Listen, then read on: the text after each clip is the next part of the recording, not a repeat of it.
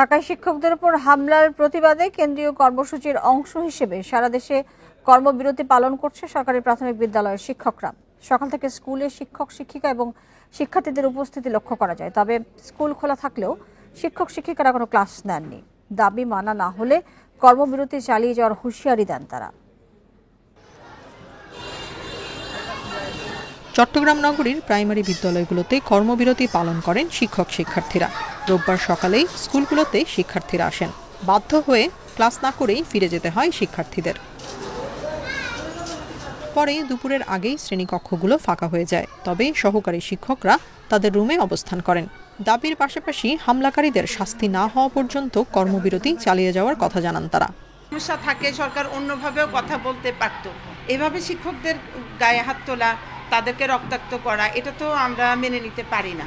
যতদিন পর্যন্ত আমাদের দাবি মেনে না হওয়া হবে ততদিন পর্যন্ত আমরা কর্মবিরতি পালন করব। একই দাবিতে রাজশাহীর সব সরকারি প্রাথমিক বিদ্যালয়গুলোতে সহকারী শিক্ষকরা কর্মবিরতি পালন করেন। স্কুল খোলা থাকলেও ক্লাস নেননি শিক্ষকরা। ক্লাস না হওয়ায় অভিভাবকরা তাদের সন্তানদের ফিরিয়ে নিয়ে যান। কর্মবিরতি চলছে, ওই কারণে আমি যতটা পাচ্ছি তাদের সাহায্য সহযোগিতা করার চেষ্টা করছি প্রত্যেকটা ক্লাসে যে। বরিশালের বিদ্যালয়গুলোতে শিক্ষার্থীরা উপস্থিত হলেও কোনো ক্লাস হয়নি। এতে ভোগান্তিতে পড়েন অভিভাবকরা। এ সময় শিক্ষকদের ওপর হামলার নিন্দা জানান তারা। কেন আমাদের এই শিক্ষকদের অত্যাচার করলো, এটা আমরা তার উপর তীব্র নিন্দা জানাই এবং তার সঠিক বিচার চাই। আমাদেরই সহকর্মী, আমাদেরই ভাই বোনেরা যেভাবে আহত হয়েছে আমরা দেখছি সচক্ষে, কিন্তু এটা মেনে নেওয়া যায় না। ৩ দফা দাবিতে চাঁদপুরেও কর্মবিরতি পালন করেছেন সরকারি প্রাথমিক বিদ্যালয়ের সহকারী শিক্ষকরা। জেলার ১১৫৯ বিদ্যালয়ে একযোগে কর্মবিরতি পালিত হয়। হবিগঞ্জের সরকারি প্রাথমিক বিদ্যালয়গুলোতে কোনো ক্লাস হয়নি। যত দ্রুত মেনে নেবে তত দেশ ও জাতি উপকৃত হবে এবং শিক্ষার্থীরা উপকৃত হবে। স্কুলে আসছি, এসে থেকে শিক্ষকদের কর্মবিরতি চলছে। এখন এরকম যদি চলতে থাকে তাহলে তো বাচ্চাদের পড়ালেখার ক্ষতি হবে। এছাড়া নাটোর, সুনামগঞ্জ, টাঙ্গাইল, গোপালগঞ্জ, দিনাজপুর, কুয়াকাটা, নড়াইল সহ সারা দেশে কর্মবিরতি পালন করেন প্রাথমিক বিদ্যালয়ের শিক্ষকরা। দ্রুত দাবি মেনে নিতেই সরকারের প্রতি আহ্বান আন্দোলনকারীদের। Tania Nasrin, independent news. এ বিষয়ে আলো জানাতে ঢাকা এবং চট্টগ্রাম থেকে যোগ দিচ্ছেন সহকর্মীরা। শুরুতে আমরা চলে যাব কেন্দ্রের শহীদ মিনারের সহকর্মী নাহিদ কামালের কাছে। নাহিদ কামাল, এই মুহূর্তে কর্মবিরতির সবশেষ অবস্থা জানাবেন। শিক্ষকরা কি এখনো তাদের অবস্থায় অনড় আছেন কিনা এবং কোনো ধরনের কোনো আশ্বাস বা কোনো ধরনের কোনো কর্তৃপক্ষের কোনো বার্তা তারা পেয়েছেন কিনা?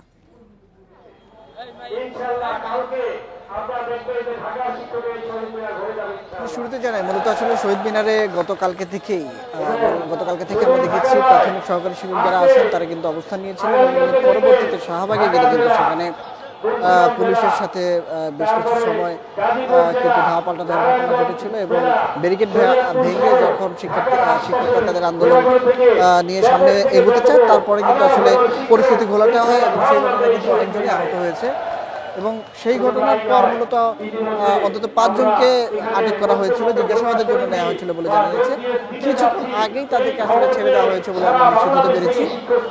এর বাইরে এখন পর্যন্ত যেহেতু সারা দেশে প্রাথমিক শিক্ষা প্রতিষ্ঠানগুলো যেগুলো রয়েছে সরকারি প্রাথমিক শিক্ষা প্রতিষ্ঠানগুলো সেগুলোতে কর্মবিরতি চলছে এবং কর্মবিরতির কারণে এরই মধ্যে শিক্ষকরা যেটা ঘোষণা করেছেন তাদের যে 3 দফা দাবি, 10ম গ্রেডের উন্নীতকরণ এবং শতভাগ তাদের যে পদোন্নতি সহ 10 বছর এবং 16 বছরের কেন্দ্রিক যে তাদের যে দাবি রয়েছে, এই 3 দাবির প্রেক্ষিতে তারা এখনো কিন্তু অবস্থান নিয়েছেন এবং গতকালকের ঘটনায় তারা আজকে কর্মবিরতি কতক্ষণ পর্যন্ত তারা পালন করবেন এবং সেই সাথে আইন শৃঙ্খলা বাহিনী আশেপাশে সেটাই কেমন পরিস্থিতি দেখছেন, অর্থাৎ চারপাশে নিরাপত্তা ব্যবস্থা আসলে কেমন?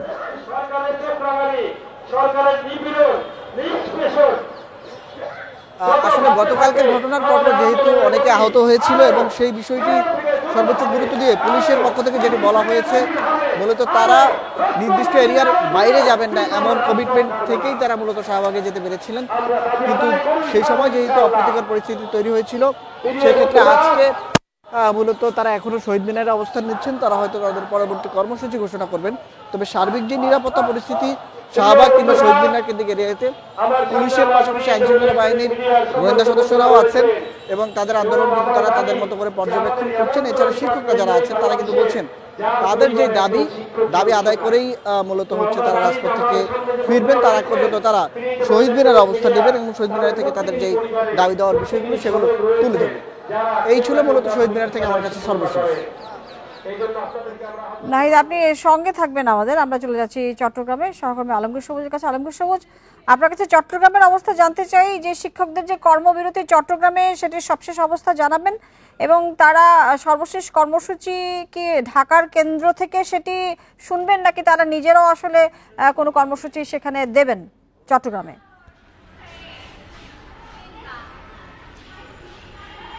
দেশের অন্যান্য জায়গার মতো চট্টগ্রামেও আজকে প্রাথমিক বিদ্যালয়ে কোনো ধরনের ক্লাস হয়নি এবং যথারীতি প্রতিদিন এর মতো শিক্ষার্থীরা স্কুলে আসলেই আসলে পরে শিক্ষকরা ক্লাসে যাননি, কারণে ক্লাস হয়নি। পরে আমরা দেখেছি দুপুরের পর থেকে আসলে শিক্ষার্থীরা স্কুল ত্যাগ করেছে। আমি এই মুহূর্তে যে স্কুলে আছি এটা প্রাথমিক এবং উচ্চ বিদ্যালয় একই সাথে, এ কারণে দেখছেন এখানে উচ্চ বিদ্যালয়ের মেয়েরা ছাত্রীরা খেলছে এবং কিছুক্ষণ আগে আমরা দেখেছিলাম যারা স্থানীয় কিছু প্রাথমিক বিদ্যালয়ের যারা শিক্ষার্থী খেলতে দেখেছিলাম। আমরা আলাপ করেছিলাম এখানকার শিক্ষকদের সাথে। তারা বলেছেন তারা কেন্দ্রের সাথে একত্রতা পোষণ করে তারা আজকে ধর্মঘট পালন করছে এবং কিছু কিছু বিদ্যালয়ে আমরা খবর পেয়েছি এবং জেনেছি আলাপ করে যারা প্রধান শিক্ষক আছেন তারা কেউ একটা ক্লাস নিয়েছে কয়েকটা স্কুলে। আমি এই ব্যাপারে এরকম খবর পেয়েছি। তবে তারাও আমাদের যেটা বলেছেন অন্যান্য শিক্ষকরা তারা সরকারি বিভিন্ন সংস্থা কিংবা সরকারি কর্মকর্তাদের থেকে অনেকটা চাপ পেয়েছেন তারা যাতে ক্লাস নেয় এবং ঢাকার কোনো কর্মসূচিতে যাচ্ছে কিনা এই বিষয়গুলি বিভিন্ন কর্মকর্তারা জানতে চেয়েছেন বলে তারা অভিযোগ করেছেন। এবং আপনি যে প্রশ্নটা করলেন চট্টগ্রামে আসলে আমরা আজ পর্যন্ত এখন পর্যন্ত যে খবর নিয়েছি কোনো ধরনের কর্মসূচি তারা দেয়নি। তারা বলছে তারা ঢাকার দিকে তাকিয়েছে, তারা যদি কোনো ধরনের সেখান থেকে কি নির্দেশনা দেয় সেটা অনুযায়ী তারা তাদের পরবর্তী তাদের যে সিদ্ধান্ত সেটা তারা নেবেন বলে তারা জানিয়েছেন। এবং শিক্ষকরা মূলত বলছেন তারা এই ধরনের অন্যায় যেটা করেছে সেটাতে তারা কোনোভাবেই অন্যায্য তারা মানতে চাচ্ছে না। তারা সেই কারণে আন্দোলনের সাথে যারা ঢাকা থেকে যেভাবে তাদের বলা হবে সেভাবে তারা পালন করবেন বলে তারা সুচ্ছারভাবে এটা জানিয়েছেন। মোটামুটি তাদের যে কর্মবিরতি সেটা অব্যাহত থাকবে বলে তারা জানাচ্ছেন। সবুজ এবং নাহিদ কামাল, আপনাদের দুজনকে ধন্যবাদ আমাদের সাথে যুক্ত হয়ে বিষয়ে তথ্য দেওয়ার জন্য। জাতীয় সংসদ নির্বাচন নিয়ে কোনো শঙ্কা নেই বলে জানিয়েছেন আইন উপদেষ্টা আসিফ নজরুল। সকালে রাজশাহীর চিফ জুডিশিয়াল ম্যাজিস্ট্রেট আদালত ভবনের লিগ্যাল এইড অফিসে বিচারকদের সঙ্গে মতবিনিময় শেষে এসব কথা বলেন তিনি। আইন উপদেষ্টা জানান, ফেব্রুয়ারির প্রথমার্ধেই নির্বাচন আয়োজনে সরকার বদ্ধপরিকর। দেশে গত 16 বছরে সুষ্ঠু কোনো নির্বাচন হয়নি, এ কারণেই মানুষের মধ্যে কিছুটা শঙ্কা রয়েছে বলেও জানান তিনি। বলেন, দেশের সাধারণ মানুষ অধীর আগ্রহ নিয়ে নির্বাচনের জন্য অপেক্ষা করছে। উৎসব মুখর পরিবেশে ভোট আয়োজনে সরকার সব ধরনের ব্যবস্থা নিচ্ছে উল্লেখ করে আসিফ নজরুল আরো বলেন, নির্বাচন দেরি করার কোনো সুযোগ নেই।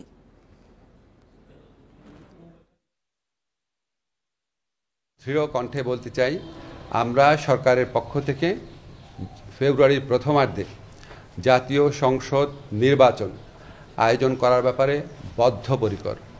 এটার সাথে সম্পর্কিত বা এটাকে বিলম্বিত করার কোনো ইস্যু আছে বলে আমরা মনে করি না। দেশের চলমান সব সংকট নাটকের অংশ, মানুষ ভোট দিতে চায় বলে মন্তব্য করেছেন বিএনপি মহাসচিব মির্জা ফখরুল ইসলাম আলমগীর। দুপুরে ঠাকুরগাঁও সদরে দৌলতপুর বালিকা উচ্চ বিদ্যালয় মাঠে জগন্নাথপুর ইউনিয়নবাসীর সাথে মতবিনিময় সভায় তিনি কথা বলেন। বিএনপি মহাসচিব বলেন, গণভোট হতে হবে নির্বাচনের দিনে, সব সংস্কারে বিএনপি রাজি উল্লেখ করে তিনি আরো বলেন, যা রাজি হব না তা সংসদে গিয়ে পাশ হবে। বর্তমান সরকার নির্বাচিত সরকার নয়, এই কারণে সাধারণ মানুষের কষ্ট বোঝে না। কৃষক তাদের ধান ও অন্য ফসলের ন্যায্য মূল্য পায় না। বিএনপি ক্ষমতায় এলে সব সমস্যার সমাধান করবে বলেও জানান তিনি।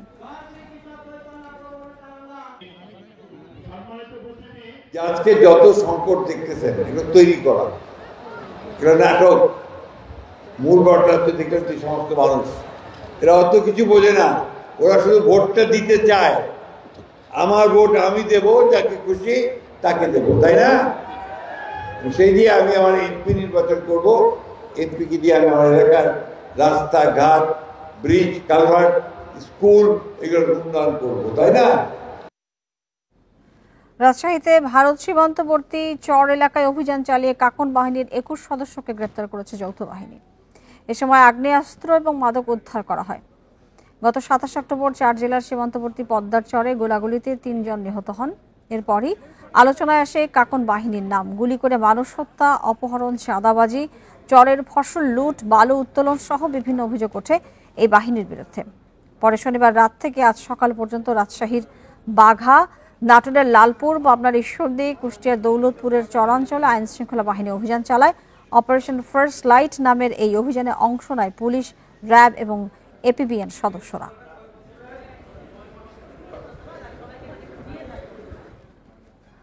লক্ষ্মীপুরে অনুমতিহীন অবৈধ ইট ভাটা বন্ধে চতুর্থ দিনের মতো অভিযান চালাচ্ছে প্রশাসন এবং পরিবেশ অধিদপ্তর। সকাল থেকে সদরের লাহারকান্দি এলাকায় গুড়িয়ে দেওয়া হয় 3টি ইট ভাটা।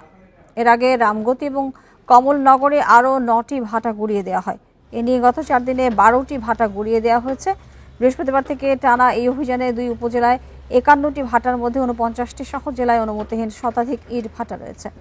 পরিবেশ দূষণকারীর এসব ভাটা বন্ধে কঠোর অবস্থানে রয়েছে প্রশাসন। ভেঙে দেওয়া ভাটাগুলো আর যেন চালু না হয় সেজন্য অভিযান অব্যাহত রাখার কথা জানিয়েছেন পরিবেশ অধিদপ্তরের কর্মকর্তারা।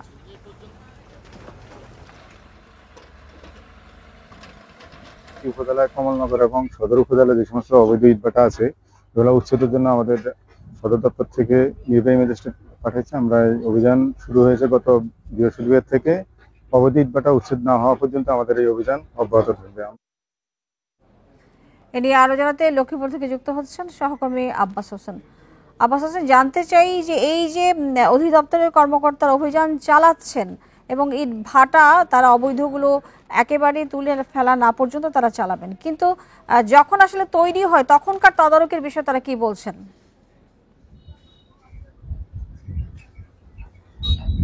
আসলে কিন্তু এই বিষয়ে আমি পরিবেশ অধিদপ্তরের সাথে বারবার কথা বলেছি। তারা যেটি জানিয়েছেন, তারা এবার এই ইটভাটা শুরুর আগে একাধিকবার রামগতি, কমলনগর এবং সদর সহ বিভিন্ন স্থানে তারা বাটা মালিকদের সাথে তারা বৈঠক করেছেন এবং তারা নির্দেশনা দিয়েছেন যেন অবৈধভাবে কোনো ইটভাটা পরিচালনা না হয়, এমনটি তারা বলেছেন। কিন্তু এর ফলে বাটা কর্তৃপক্ষ সেটি মানেন নাই। না মানার কারণে ইতিমধ্যে হাইকোর্ট থেকে একটি নির্দেশনা রয়েছে যে অবৈধ ইটভাটাগুলো রয়েছে সেগুলো বন্ধের বিষয়ে। সেই অনুপাতে ঢাকা পরিবেশ অধিদপ্তর এবং চট্টগ্রাম পরিবেশ অধিদপ্তর, লক্ষ্মীপুর পরিবেশ অধিদপ্তর, পাশাপাশি জেলা প্রশাসন, উপজেলা প্রশাসনের নেতৃত্বে মূলত এই গত 4 দিন ধরে অভিযান চলছে। এই অভিযানে প্রথমে রামগতিতে যে 51টি ইটভাটার মধ্যে 49টি ইটভাটা অবৈধ রয়েছে সেখানে অভিযান শুরু করা হয়েছে বৃহস্পতিবার সকাল থেকে। সেখানে চর আফজাল এবং চর বাদাম, চর গাজী যে এলাকাগুলো রয়েছে সেখানে। এরপরে কিন্তু অভিযান করেছে কমলনগর উপজেলায়। আজকে যে চতুর্থ দিনের যে অভিযান সেটি সদর উপজেলায় লাহারকান্দিতে চলছে। তো সকাল থেকে আমরা দেখেছি লাহারকান্দি এলাকায় 3টি ইটভাটা তারা অভিযান করেছেন। এই অভিযান করে পুরোপুরি ভাটা যে গুড়ি দেওয়া হয়েছে, যে কাঁচা ইটগুলো রয়েছে সেগুলো কিন্তু বিনষ্ট করা হয়েছে এবং যে ইটভাটার যে সুলি রয়েছে সেগুলো কিন্তু ভেকু দিয়ে অর্থাৎ বোল্ডোজার মেশিন দিয়ে সেগুলো কিন্তু একদম মাটির সাথে মিশিয়ে দেওয়া হয়েছে। ফলে এখন পর্যন্ত যে ইটভাটাগুলো বন্ধ করে দেওয়া হয়েছে সেগুলো যেন ভবিষ্যতে না চলতে পারে সে ধরনের তদারকির কথা বলছেন। পাশাপাশি অন্য যে অবৈধ ইটভাটাগুলো রয়েছে সেগুলোর বিরুদ্ধে কিন্তু পর্যায়ক্রমে যে অভিযান সেটি অব্যাহত থাকবে এবং যতদিন পর্যন্ত এই অবৈধ ইটভাটাগুলো বন্ধ না হবে এই প্রশাসনের যে কার্যক্রম সেটি তারা চালিয়ে যাবেন। তবে এর বাইরে কিন্তু আমরা অনেক শ্রমিকদের সাথে কথা বলেছি, তারা কিন্তু ক্ষোভ প্রকাশ করেছেন। ইতিমধ্যে রামগতিতে যে প্রায় 600 শ্রমিকের বিরুদ্ধে মামলা হয়েছে, তারা বিক্ষোভ করেছেন। তারা বলছেন যে যখন শুরু হওয়ার আগে যদি এই বাটা বন্ধ করে দেওয়া হতো তাহলে শ্রমিকরা হয়তো অন্য কোনো কাজের কর্মসংস্থানের ব্যবস্থা করতো। এই এখন যে বাটা চলা অবস্থায় যখন কাজ বন্ধ হয়ে যায় তখন তারা কি করবে বা কি উপায় তারা তাদের সংসার বা জীবিকা চালাবে, এই নিয়ে তাদের মধ্যে এক ধরনের আমরা দুশ্চিন্তা দেখেছি বাটা মালিকদেরও। তারা বলছেন তারা বিভিন্ন জায়গা থেকে ব্যাংক থেকে কিস্তি করে লোন নিয়েছেন, সেগুলো তারা কিভাবে পরিশোধ করবেন। তবে সবকিছু মিলে যেটি বলা হচ্ছে যে আসলে কিন্তু এখানে প্রশাসনেরও কিছু গাফিলতি রয়েছে। তারা যদি পূর্ব থেকে পরিকল্পিতভাবে বাটা মালিকদের সাথে কড়া নির্দেশনা দিতেন তাহলে হয়তোবা আজকের যে পরিস্থিতি সে পরিস্থিতির মধ্যে বাটা মালিকরা হতেন না বা শ্রমিকরা মানে এই পরিস্থিতির শিকার হইতেন না, এমনটি তারা বলছেন। তবে এখানে পরিবেশ অধিদপ্তরে যিনি সহকারী পরিচালক রয়েছেন হারুনুর রশিদ পাঠান, তিনি জানিয়েছেন তারা প্রতিনিয়ত মালিকদের অনেক ধন্যবাদ আমাদেরকে এই বিষয়ে তথ্য দেওয়ার জন্য। নারী খেলোয়াড়দের অভিযোগের তদন্ত শেষে দোষীদের বিরুদ্ধে ব্যবস্থা নেওয়ার কথা জানিয়েছেন যুব ও ক্রীড়া উপদেষ্টা আসিফ মাহমুদ সজীব ভুইয়া। দুপুরে সাভারের বিকেএসপিতে যুবকদের আত্মরক্ষামূলক মৌলিক প্রশিক্ষণ প্রকল্পের উদ্বোধন অনুষ্ঠানে এই কথা বলেন তিনি। বলেন, ক্রীড়াঙ্গনে নারীদের নিরাপত্তা নিশ্চিতে কোনো ছাড় দেওয়া হবে না। নারী খেলোয়াড়দের জন্য নিরাপদ পরিবেশ নিশ্চিত করা এবং ক্রীড়াঙ্গনে তাদের অংশগ্রহণ বাড়াতে কাজ করছে সরকার। এ সময় বিপিএলে ম্যাচ ফিক্সিংয়ের বিষয়ে ক্রীড়া উপদেষ্টা বলেন, এ বিষয়ে তদন্ত চলমান। যাদের বিরুদ্ধে অভিযোগ এখনও প্রমাণিত হয়নি তাদের খেলতে বাধা নেই বলেও জানান আসিফ মাহমুদ। আত্মসুরক্ষার প্রশিক্ষণের জন্য ২৭ কোটি টাকা ব্যয়ে ২ বছর ৬ মাস মেয়াদী প্রকল্প গ্রহণ করেছে সরকার। এর আওতায় বিকেএসপির ৭টি আঞ্চলিক শাখার মাধ্যমে ৮,৮৫০ জনকে প্রশিক্ষণ দেওয়া হবে। নির্ধারিত সময়ের মধ্যে তাদের রিপোর্ট দাখিল করবে এবং সেই অনুযায়ী বিসিবি এবং প্রয়োজনে জাতীয় পর্যায় থেকে যদি কোনো ব্যবস্থা নিতে হয় আমরা যথাযথ ব্যবস্থা গ্রহণ করব। আমরা চাই যে ক্রীড়া ক্ষেত্রে সকল স্পোর্টসের ক্ষেত্রে এটা নারীদের জন্য নিরাপদ হোক এবং আমাদের নারীরা যেন আরো বেশি স্পোর্টসে অংশগ্রহণ করতে পারে। যশোর জেলা বিএনপির সাধারণ সম্পাদক দেলোয়ার হোসেন খোকনের বিরুদ্ধে আদালতে নালিশি পিটিশন দায়ের করেছেন জেলা মহিলা দলের সভাপতি রাশিদা রহমান। জেলা সিনিয়র জুডিশিয়াল ম্যাজিস্ট্রেট আদালতে জমা দেয়া নালিশি অভিযোগটি আমল নিয়ে তদন্ত করে প্রয়োজনীয় ব্যবস্থা নিতে ডিবি পুলিশের ওসিকে নির্দেশ দিয়েছেন বিচারক শান্তনু কুমার মণ্ডল। অভিযোগে বলা হয়, গত ৮ November Jessore red crescent society ভবনের ২য় তলায় বিশিষ্টজনদের উপস্থিতিকে রাশিদা রহমানকে অকথ্য ভাষায় অপমান করেন দেলোয়ার হোসেন খোকন। এক পর্যায়ে তাকে প্রাণনাশের হুমকিও দেন তিনি। এই ঘটনায় কোতোয়ালি থানায় মামলা করতে যান রাশিদা, কিন্তু থানা থেকে আদালতে মামলা করার পরামর্শ দিলে এই পিটিশন দাখিল করেন তিনি।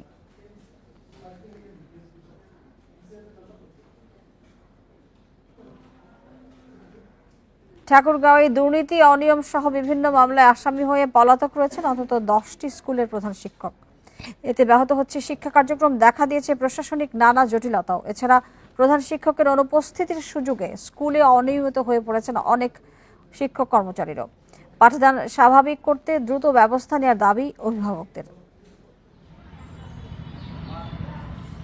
গত বছর ৫ আগস্টের পর থেকে পলাতক বালিয়াডাঙ্গি উপজেলার হলদিবাড়ি বালিকা উচ্চ বিদ্যালয়ের প্রধান শিক্ষক বাবুল হোসেন। কিন্তু হাজিরা খাতায় গোপনে স্বাক্ষর দেওয়ারও অভিযোগ উঠেছে তার বিরুদ্ধে। প্রধান শিক্ষকের অনুপস্থিতিতে স্কুলে নিয়মিত আসছেন না অন্য শিক্ষক কর্মচারীরাও। এতে ব্যাহত হচ্ছে পাঠদান। জেলা সদরসহ বিভিন্ন উপজেলার অন্তত 10 শিক্ষা প্রতিষ্ঠানের প্রধান শিক্ষকের বিরুদ্ধে অর্থ আত্মসাৎ, অনিয়ম ও রাজনৈতিক প্রভাব খাটিয়ে ক্ষমতার অপব্যবহার সহ বিভিন্ন মামলা হয়েছে। কেউ কেউ জামিন পেলেও বেশিরভাগই পলাতক। এই অবস্থায় স্কুলে সন্তানদের পাঠদান নিয়ে উদ্বেগে অভিভাবকরা। শিক্ষকরা যেন রাজনীতি মুক্ত থাকে, যে যার মতো করে একটা সমর্থন থাকতে পারে, মনোসমর্থন, কিন্তু সেটা প্রকাশ্যে যেন না হয়। যেভাবে এলোমেলো করে বিদ্যালয় চলছে, এর জন্য ছাত্রছাত্রীরাও আসে না। আস্তে আস্তে এইভাবে ছাত্রছাত্রী কমে যাচ্ছে এবং শিক্ষা প্রতিষ্ঠানে অপূরণীয় ক্ষতি হচ্ছে। এইসব শিক্ষকদের সরকার দ্রুত একটা প্রয়োজনীয় ব্যবস্থা গ্রহণ করে স্কুলে আসার ব্যবস্থা করতে পারলে শিক্ষার মান উন্নয়ন ঘটবে। এসব স্কুলে দিন দিন কমছে ছাত্রছাত্রীর সংখ্যা। এদিকে পাঠদান স্বাভাবিক রাখার বিষয়ে ব্যবস্থা নেওয়ার আশ্বাস দেন জেলা শিক্ষা কর্মকর্তা। তারা তাদের যে মামলাগুলো রয়েছে সেই মামলাগুলো আইনের মাধ্যমে দ্রুত নিষ্পত্তি করে জামিনে মুক্ত হয়ে আমাদের যে শিক্ষা প্রতিষ্ঠানগুলোতে শিক্ষার্থীদেরকে আলোকিত করবে। শিক্ষা কার্যক্রম স্বাভাবিক রাখতে দ্রুত বিকল্প ব্যবস্থা ও প্রশাসনিক উদ্যোগ চান অভিভাবকরা। সেই সাথে ভবিষ্যৎ সংকট এড়াতে শিক্ষা প্রতিষ্ঠান ও শিক্ষকদের রাজনীতি মুক্ত রাখার আহ্বান স্থানীয়দের। Independent news. 4 জন নির্বাচন কমিশনারের পদত্যাগে সাকসু নির্বাচন নিয়ে শঙ্কায় শিক্ষার্থীরা। এই ঘটনায় তাদের মধ্যে দেখা দিয়েছে হতাশা। তবে নির্বাচন কমিশন বলছে 4 সদস্যের পদত্যাগে কোনো প্রভাব পড়বে না। পূর্ণাঙ্গ কমিটি নিয়েই ভোটের আয়োজন করতে চায় কমিশন। গত 27 অক্টোবর সাকসু নির্বাচন পরিচালনার জন্য 13 সদস্যের নির্বাচন কমিশন গঠন করে প্রশাসন। তবে 2 নভেম্বর ব্যক্তিগত কারণ দেখে কমিশন থেকে পদত্যাগ করেন 4 সদস্য। তফসিল ঘোষণার আগেই 4 সদস্য পদত্যাগ করায় হতাশ শিক্ষার্থীরা। এতে কমিশনের প্রতি শিক্ষার্থীদের আস্থা নষ্ট হওয়ার শঙ্কায় মনোনয়ন প্রত্যাশীরা। পাশাপাশি নভেম্বরের মধ্যে সাকসু নির্বাচনের দাবিও জানানো হয়। তাদের মধ্যে অনেকেই কিন্তু উচ্ছ্বাস প্রকাশ করেছেন যে দারুণভাবে ওনারা নির্বাচন কন্ডাক্ট করবেন। এর মধ্যে আবার তারা 2 দিন যেতে না যেতেই তারা যে পদত্যাগ করলেন, এটা শিক্ষার্থীদেরকে দারুণভাবে হতাশ করেছে। আর শিক্ষার্থীরা তাদের উপরে যে আস্থা রেখেছিলেন, এই আস্থার জায়গাটা নষ্ট হয়েছে। দ্রুততম সময়ে নির্বাচনী রোডম্যাপ ঘোষণার দাবি জানিয়েছে ছাত্রদল। জাতীয়তাবাদী ছাত্র দলের শিক্ষার্থীদের সার্বিক দিক বিবেচনায় আমরা আসলে রুটম্যাপ নিয়ে এখনও প্রশাসনকে ওই রকমভাবে প্রেশারাইজ করতেছি না বা আমরা এই ব্যাপারে কথা বলতেছি না, তার মানে এই নয় যে আমরা কিন্তু সাকসু নির্বাচন চাচ্ছি না, এরকম না। আমরা অবশ্যই সাকসু নির্বাচনের পক্ষে এবং সেটা যেন একটা যৌক্তিক সময় এবং সুষ্ঠু নিরপেক্ষভাবে হয়। 4 সদস্যের পদত্যাগ নির্বাচনে কোনো বাধা হবে না বলছেন নির্বাচন কমিশন। যখন তফসিল ঘোষণা হবে বা আরও যখন ক্রিটিক্যাল কিছু সিদ্ধান্ত নিতে হবে, তখন আমরা চাই যে আমাদের যেন নির্বাচনের যে কমিশনটা গঠিত হয়েছে সেটা যেন পূর্ণাঙ্গ থাকে। সো এটা আমরা প্রশাসনকে জানিয়েছি, কারণ এটা পুরোটাই প্রশাসনের এখতিয়ার। সবশেষ সাকসুর নির্বাচন হয়েছিল 1999 সালে। 2 দশক পর নির্বাচনের মাধ্যমে ক্যাম্পাসে ছাত্র প্রতিনিধিত্ব ফেরার আশা করছে শিক্ষার্থীরা। Independent news. আগামী 5 দিনের মধ্যে পেঁয়াজের দাম সহনীয় পর্যায়ে না আসলে আমদানির অনুমোদন দেওয়া হবে বলে জানিয়েছেন বাণিজ্য উপদেষ্টা শেখ মশিরুদ্দিন। বাজারে পেঁয়াজের চলমান দাম স্বাভাবিক নয় বলেও মন্তব্য করেছেন তিনি।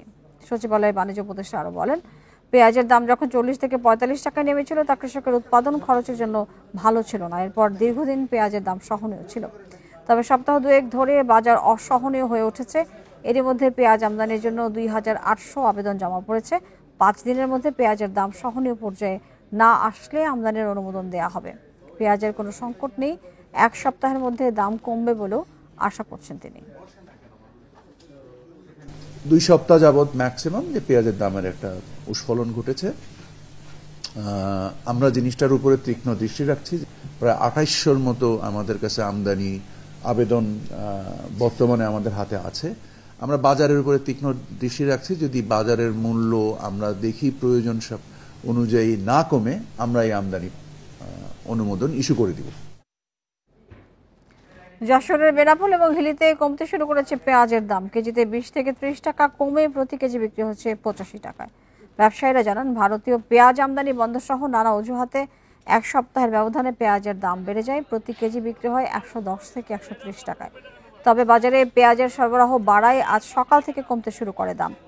ক্রেতাদের অভিযোগ, ব্যবসায়ীরা কারসাজি করে পেঁয়াজের দাম বাড়িয়েছে। এদিকে একদিনের ব্যবধানে দিনাজপুরের হিলিতেও প্রতি কেজিতে কমেছে 10 থেকে 15 টাকা। পেঁয়াজ আমদানি শুরু হলে দাম আরও কমার আশা ব্যবসায়ীদের।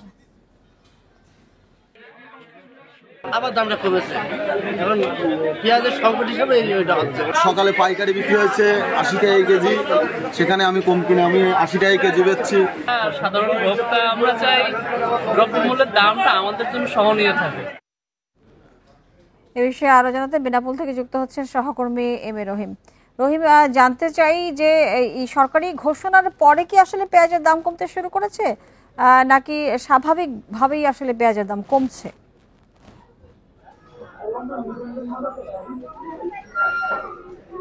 আমি প্রথমে বলে রাখি যে আসলে বেনাপোল স্থলবন্দর বা বুমরা স্থলবন্দর দিয়ে পেঁয়াজের বৃহৎ চালানটি আমদানি হয়ে থাকে। আর যখন ভারত থেকে পেঁয়াজ আমদানি হয়ে থাকে তখন বিশেষ করে বেনাপোল স্থলবন্দরের অন্যান্য যে বাজারগুলো সেখানে তার প্রভাব পড়ে, দাম অনেকটা কম হয়। আর যেহেতু বাংলাদেশের বিভিন্ন বাজারে অর্থাৎ কাঁচা বাজারে যে পেঁয়াজের দাম গত 1 সপ্তাহ ধরে যে বৃদ্ধি ছিল 110 টাকা থেকে 130 টাকা, কোথাও 140 টাকা বিক্রি হয়েছে, সেক্ষেত্রে বেনাপোলও একই অবস্থা ছিল যে মাত্র আজ থেকে 10 দিন আগে যেখানে 45 থেকে 55 টাকা পেঁয়াজ প্রতি কেজি বিক্রি হয়েছে সেটা 1 সপ্তাহ ব্যবধানে বেড়ে 110 টাকা থেকে 120 টাকা কেজি বিক্রি হয়েছে। আমরা আজকে সকালে নাভারণ, বাগাছড়া, সারসা, বেনাপোল সব বিভিন্ন বাজার যেটা ঘুরে দেখেছি বা ব্যবসায়ীদের সাথে কথা বলেছি, আমদানি রপ্তানির সাথে কথা বলেছি, তারা আমাদেরকে যেটা জানিয়েছে পেঁয়াজের দাম যখন বাজারে সরবরাহ বেশি থাকে তখন পেঁয়াজের দাম অনেকটা কম থাকে, আর যখন এই পেঁয়াজের দাম অনেকটা বাজারে সংকট থাকে তখন পেঁয়াজের দামটা বৃদ্ধি পায়। সেক্ষেত্রে এখানে আমাদের ক্রেতাদের অভিযোগ, এক শ্রেণীর অসাধু ব্যবসায়ীরা এই পেঁয়াজের সিন্ডিকেট করে তাদের মজুদ অর্থাৎ যারা মজুদ করেন তাদের অন্য আড়তে এই পেঁয়াজ মজুদ করে কৃত্রিম সংকট সৃষ্টি করে দাম অনেকটা। ক্রেতারা যে অভিযোগ করছেন তার কতটা সত্যতা আপনি দেখেছেন? আপনি কি দেখেছেন পর্যবেক্ষণে?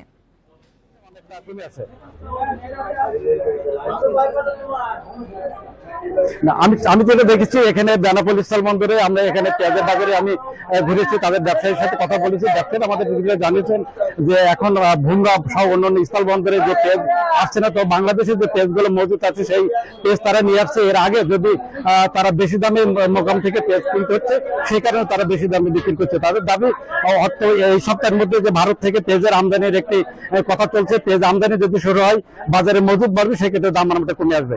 এই ছিল সর্বশেষ। আমি পরবর্তী সংবাদে বিস্তারিত জানাতে পারবো। রহিম, আপনাকে অনেক ধন্যবাদ আমাদেরকে এই বিষয়ে তথ্য দেওয়ার জন্য। ঝিনাইদহের হরিণাকুণ্ডুতে বাস চাপায় ইজি বাইক যাত্রী নিহত হয়েছেন, আহত হয়েছেন আরও 2 জন। সকালে উপজেলার কাপাসাটিয়া মসজিদ এলাকায় এই দুর্ঘটনা ঘটে। পুলিশ জানায় সকালে একটি ইজি বাইক ঝিনাইদহ হরিণাকুণ্ডু সড়কের কাপাসাটিয়া মসজিদ এলাকায় পৌঁছলে বিপরীত দিক থেকে আসা গোল্ডেন লাইন পরিবহনের একটি বাস ইজি বাইকটিকে চাপা দেয়। এতে ঘটনাস্থলেই মারা যান ইজি বাইক যাত্রী সোহাগী খাতুন। আহতদের উপজেলা স্বাস্থ্য কমপ্লেক্সে ভর্তি করা হয়েছে। এদিকে মেহেরপুর পাসপোর্ট অফিস এলাকায় রাস্তা পারাপারের সময় বিআরটিসি বাসের ধাক্কায় শমিকুল নামের এক পথচারী নিহত হয়েছেন। সকালে মেহেরপুর চুয়াডাঙ্গা সড়কে এই দুর্ঘটনা ঘটে।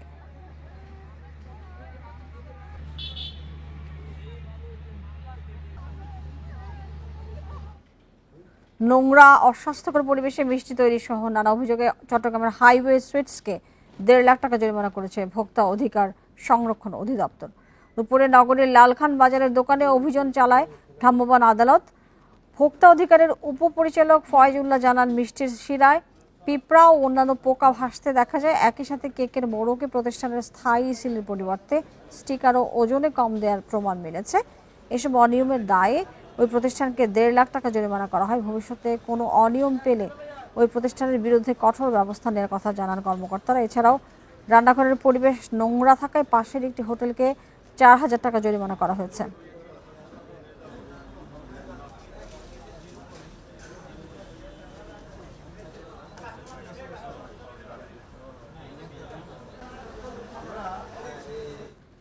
পনেরো জেলায় নতুন জেলা প্রশাসক নিয়োগ দিয়েছে সরকার। এছাড়া বেশ কয়েক জেলার প্রশাসকদের বদলি করা হয়েছে।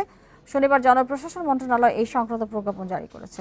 জেলাগুলো হলো নোয়াখালী, হবিগঞ্জ, গাজীপুর, ঢাকা, গাইবান্ধা, বরগুনা, বগুড়া, সিরাজগঞ্জ, মাগুরা, পিরোজপুর, সাতক্ষীরা, বাগেরহাট, খুলনা, কুষ্টিয়া, ভোলা। এর মধ্যে বাগেরহাট জেলার ডিসি আহমেদ কামরুল হাসান, নোয়াখালী জেলায় কুষ্টিয়ার ডিসি আবু হাসনাত মোহাম্মদ আরিফিনকে হবিগঞ্জে, ভোলার জেলা প্রশাসক মোহাম্মদ আজাদ জাহানকে গাজীপুরে বদলি করা হয়। এছাড়া বরগুনা থেকে মোহাম্মদ শফিউল আলমকে ঢাকায়, সিরাজগঞ্জের ডিসি মোহাম্মদ নজরুল ইসলামকে গাইবান্ধা ও খুলনা ডিসি মোহাম্মদ তৌফিকুর রহমানকে বগুড়ায় বদলি করা হয়েছে।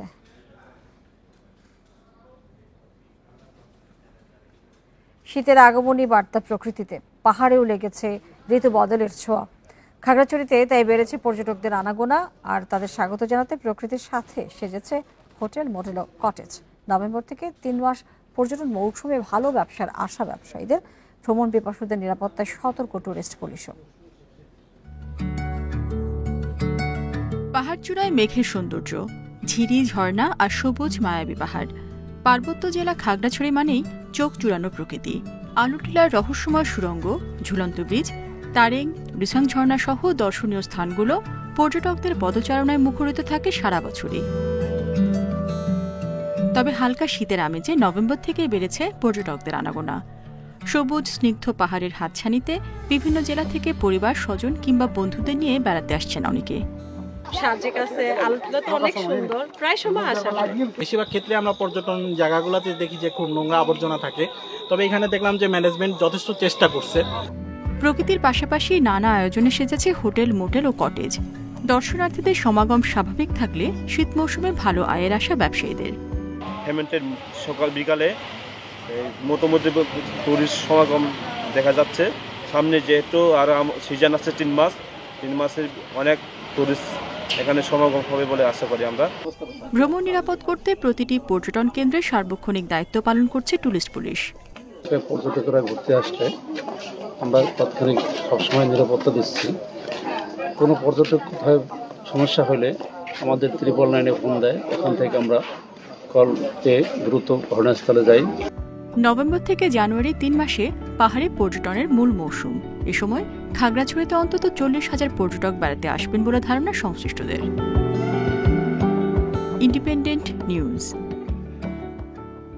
এই ছিল সমগ্র বাংলাদেশের আয়োজনে। আরো বিস্তারিত জানতে চোখ রাখুন ফেসবুক, ইউটিউব এবং এক্সে। ধন্যবাদ সবাইকে।